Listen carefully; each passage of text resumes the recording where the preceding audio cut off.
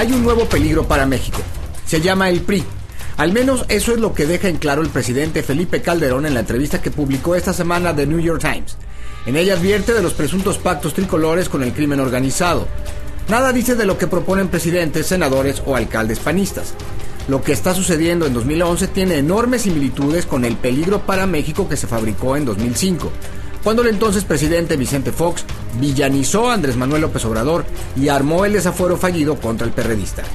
Hoy Reporte Índigo pone sobre la mesa los cables inéditos de Wikileaks, que demuestran que el llamado complot contra el candidato del PRD sí existió.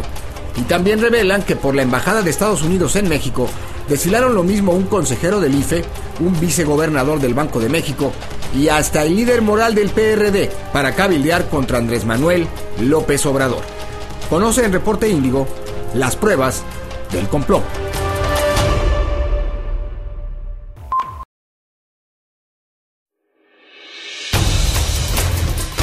Hay un nuevo peligro para México y se llama el PRI.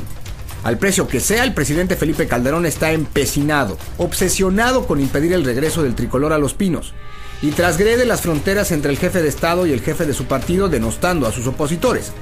El hecho se puso de manifiesto en la última entrevista que el mandatario concedió al diario estadounidense The New York Times, en la que villaniza al partido que gobernó México durante más de 70 años. Con inferencias y medias verdades en sus respuestas, ocultando crudas realidades de su propio partido, Calderón señala que dentro del PRI existen voces que claman por hacer un pacto con el crimen organizado. Dice que los tricolores ven en esos acuerdos la única salida para frenar la ola de violencia desatada a partir de diciembre de 2006, cuando su recién estrenada administración declaró la guerra a los cárteles de la droga que operan en México.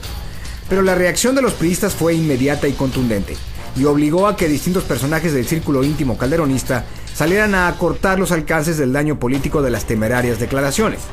Lo único que pudo justificar el presidente Calderón fue que su dicho se fincaba en una conferencia que dio en 2010 el exgobernador de Nuevo León, Sócrates Rizo García, en la que presuntamente aceptaba que los priistas operaban con tranquilidad porque tenían acuerdos tácitos de no intromisión con el crimen organizado.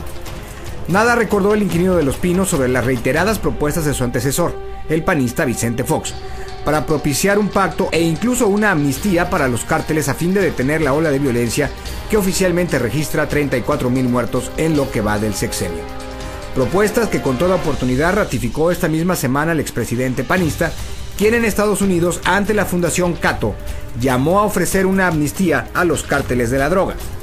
Tampoco recordó el presidente Calderón las debatidas declaraciones que alguna vez hiciera en una conferencia el que fuera gobernador interino de Nuevo León, Fernando Elizondo Barragán, en las que decía que la mejor forma de impedir la violencia propiciada por el crimen organizado era no meterse con él. Nada dijo el mandatario mexicano sobre las también controvertidas afirmaciones de Mauricio Fernández, el alcalde de San Pedro Garza García, Nuevo León, cuyas declaraciones grabadas en un evento de campaña dejaron en claro que había algunos acuerdos con el clan de los Beltrán Leiva. Por eso las declaraciones presidenciales de 2011 se asemejan a las que hiciera 6 años atrás Vicente Fox. Era 2005 cuando se dijo que el villano de la película no era el PRI, sino el PRD, y más concretamente, Andrés Manuel López Obrador. Fueron los tiempos del llamado complot, como se le llamó a la campaña de desprestigio montada contra el entonces candidato perredista y jefe de gobierno del Distrito Federal, puntero en todas las encuestas electorales rumbo a la carrera presidencial de 2006.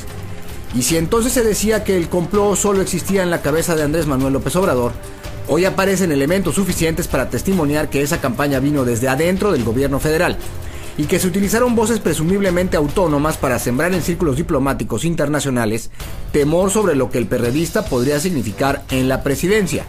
Los hechos están consignados en cables de la Embajada de Estados Unidos en México, que fueron dados a conocer a través del sitio Wikileaks. En esos comunicados diplomáticos se deja en claro que un consejero del IFE, el organismo imparcial para calificar la elección, compareció 2 semanas antes de los comicios presidenciales para alertar a los estadounidenses del peligro que significaba Andrés Manuel López Obrador.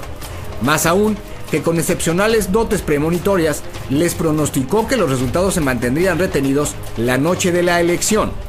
4 meses antes, en febrero de 2006, un vicegobernador del Banco de México también habló con los diplomáticos norteamericanos. Les advirtió de las calamidades económicas que podrían caer sobre México si ganaba la presidencia quien era considerado un émulo de Hugo Chávez. Y en plena efervescencia del relevo presidencial, 6 días después de la atropellada protesta de Felipe Calderón como presidente constitucional, Cuauhtémoc Cárdenas también rindió parte ante los diplomáticos de Estados Unidos de los peligros que entrañaba su correligionario perredista. Asomémonos a la investigación de Anabel Hernández y el análisis de Félix Arredondo para conocer las similitudes entre lo que sucedió en 2005 y lo que pasa hoy, cuando faltan menos de 9 meses para la elección presidencial de 2012.